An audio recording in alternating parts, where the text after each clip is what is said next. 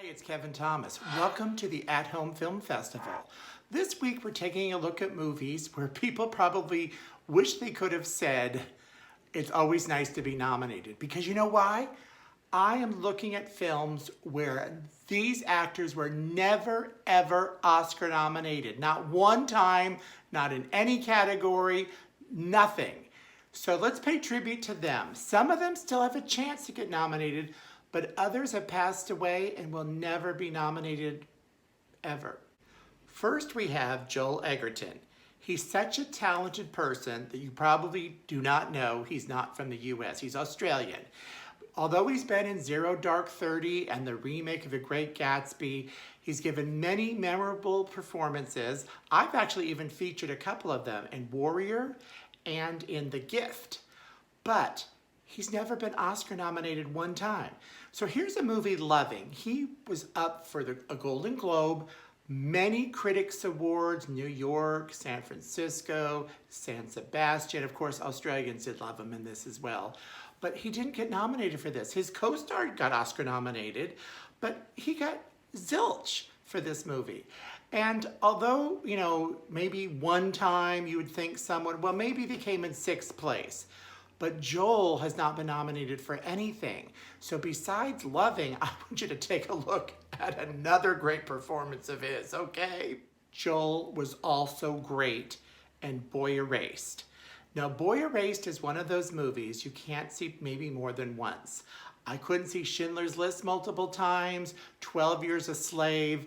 This is kind of the gay one where they're using religion and conversion therapy to try to change a boy from gay to straight. And it's emotionally and physically exhausting and abusive. So this movie is so great.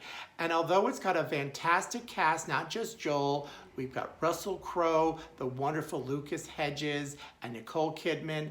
They all gave great work. It didn't get the love from the Oscars as a movie. And I don't pick this really for Joel because of his acting, even though he was good. I think it won a ton of Australian award nominations, the equivalent to the Oscars. It's a longer title than that, but I'll just call them the Australian Oscars.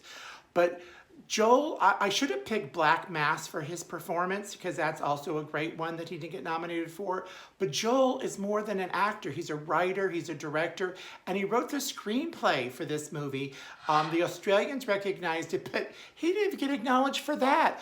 Why are we ignoring Joel Edgerton? He still has more chances. I haven't seen the movie The King, which came out last year. The Australian critics loved it, and it was up for awards there. We kind of let it get dumped in theaters for 1 week, and now it's on Netflix. But still, Joel Edgerton is a name that we should never forget. So find him out, and Academy voters, start recognizing him. Are you listening to me out there?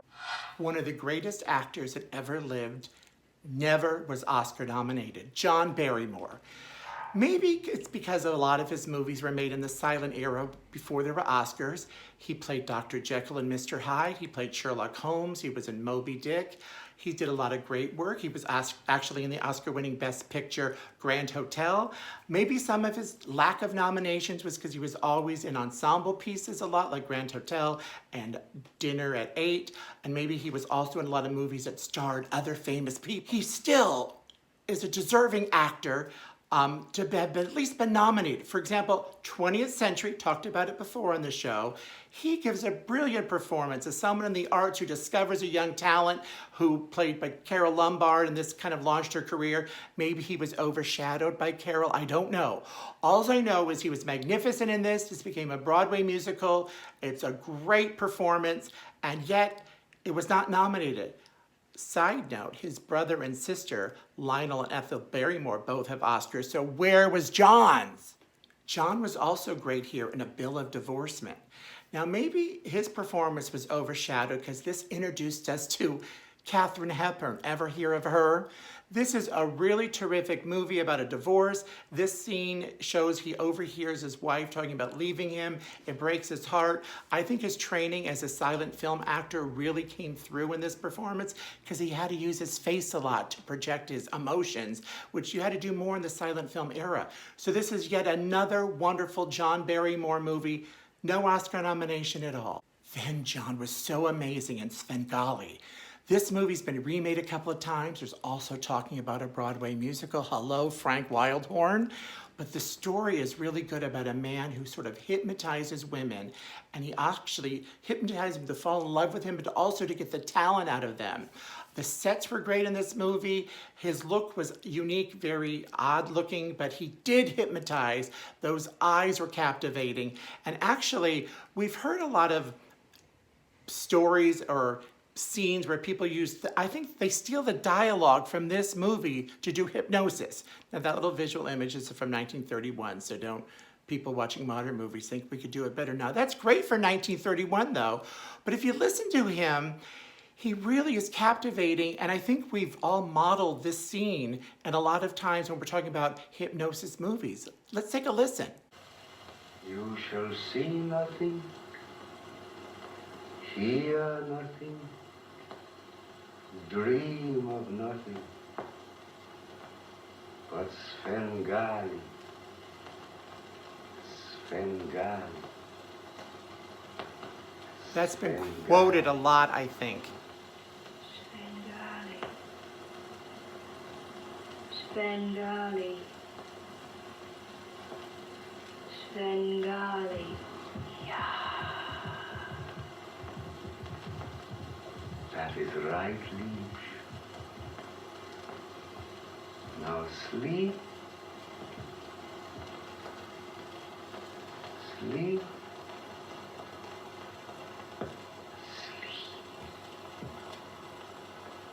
I am so shocked that Myrna Loy never got Oscar nominated.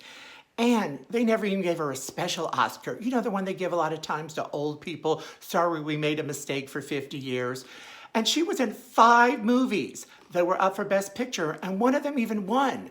So I don't know why she wasn't nominated for The Thin Man alongside her co-star who was nominated. It was actually Nick and Nora Charles. There is a Nora in the story, right? And although The Best Years of Our Lives won Best Picture and a couple other Oscars, she was really good. She may not have needed to be nominated for that because she was more pouring a lot of coffee, listening to other people emote. But later in her career, she made a couple of standout performances that should not be ignored. Let's take a look, okay? Here she is in From the Terrace. This is very much a soap opera, but it was very popular. She was very acclaimed in this film. I mean, she, Jilted Wife, Beatrice Straight won an Oscar for less screen time and less work. But Myrna was so good in this movie. Why the Academy didn't even nominate her for this, I don't know. Why? I don't know. Donald Sutherland. No nominations. Okay, he was in 3 movies that were up for Best Picture. And Ordinary People, everybody got nominated but him. MASH, he was so good in MASH. But still, there's other movies, maybe less famous, but he was really good in. There was the film Don't Look Now, which we're looking at now. This movie was so good. It was a thriller. It won a lot of awards in other countries. The US didn't really acknowledge it very much, like the Academy, but Donald had been recognized with nominations from critics in other countries. So why the US skipped it, I do not know. Oh my God. Then there's 1900. Donald was amazing in this film, as was everybody. I mean, Burt Lancaster was really good, Gerard Depardieu, Robert De Niro, but oh my God, when you watch this movie with Donald Sutherland. So Donald at the beginning, people are hating him and attacking him and you feel sorry. But when they flash back and you see how evil and awful he was, like in this scene, you will understand why. Here he is, almost going to torture a cat. And I won't even show that. I know it really didn't happen, but his character is so evil that this deserved a nomination. Okay, we're going to stop now because the cat, okay, we're done. Guess what actress has worked with Charlie Chaplin, David Lean, James Ivory, Pedro Almodovar, Robert Altman, Alan Rudolph, all of these people. Can you name the actress? Well, I can. Her name is Geraldine Chaplin. She's been around forever. She speaks 2 languages. She's in foreign films. She's in American films. And yet, no Oscar nomination ever. She was in Nashville with two other actresses were up for Best Supporting Actress, and at the Golden Globes, she was up, and so were many other people. There she is. She even has this one super great scene I'm going to take a look at that really clenched it for me why she should have been nominated for Nashville. Let's take a look. The dead here have no crosses. So here she is walking around a junkyard as Opal, the BBC reporter, just giving her own little funny monologue. Their innards. Look, I'm standing in her way. There she is. Greedy, vulturous hands. Their vast, vacant skeletons sadly sighing to the sky. Well, you got to watch the whole movie, but she was really good. But you know how she was good in? I'm going to tell you right now. She was really good in David Lean's Dr. Zhivago. She was up for a Golden Globe for this, no Oscar. And actually, I just remembered she was also directed by Martin Scorsese. So she really did work a lot of great directors. She did another great movie called Remember My Name. Don't have time to talk about it right now, but she was up for many awards for that. So Geraldine Chaplin, daughter of Charlie Chaplin, niece of Eugene O'Neill, is an actress that still has time to get up for an Oscar. So please make good movies, Geraldine, and please nominate her, people. So now we have Mia Farrow. So she had a great role in Rosemary's Baby. Everybody loved her in that. She was up for a couple of awards, not an Oscar, of course, because she's got 0 nominations. But the 2 movies I want to focus on Mia about are ones that you may not suspect. Because she's been great in a lot of things. I liked her in The Great Gatsby, Death on the Nile. Mia Farrow was up for many awards from critics, Golden Globes, other countries, for a lot of Woody Allen movies. So Broadway Danny Rose is one of them. I think she was up for 3 different awards for that, not an Oscar. And actually, the reason I'm picking Woody Allen movies, I know he's not everyone's favorite anymore, and for good reason, but Woody Allen directed 7 people who won Oscars and 11 more nominations. So Woody Allen is a great source if you want to win or get nominated for an Oscar. And Mia was in 13 of his movies. For some reason, Diane Keaton, who was only in 8 of his movies, often got nominated or won Oscars under the Woody Allen name. But no, poor Mia. Broadway Danny Rose was fantastic. I liked her in a lot of his movies, Purple Rose of Cairo, and this other one where she won many awards. Let's take a look, okay? One thing you could say about Mia Farrow is at least the British Academy liked her. She was nominated 5 times. I think she won once, not sure. But the American Academy Awards never noticed her, including for this really obscure Woody Allen movie called Alice, where it's a wife who's a little bored with her relationship, so she tries to spice it up. She was nominated for many awards, won a couple, not the Oscar, of course, because for some reason, they're not a Mia fan. I just don't know why they never gave Mia Farrow the love she deserved. She's made many good movies and deserved at least a nomination. Don't you think so? Another great actor that never, ever was nominated is Steve Martin. So he's loved by the Grammys, apparently, because he has 5 Grammys. And he's been nominated 10 times for the Emmy Award. He won once, even though it was back in the 60s. His one Broadway musical, Bright Star, was Tony nominated. The only area that he hasn't really felt the love is the Oscars, and I don't know why. He could act and write. I did a whole story about Steve not too long ago and some of his hidden movies. And one of his worthy nominations I did right before Halloween, Little Shop of Horrors. But all of me, he won awards from major critics prizes. He was nominated for the Golden Globe. He's done so much to this movie is so good. Why did they ignore Steve? I don't know.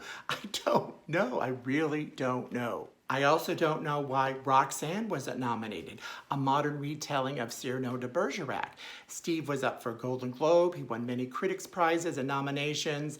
Everybody gave him a lot of Oscar buzz that finally this is your chance. Well, it never happened.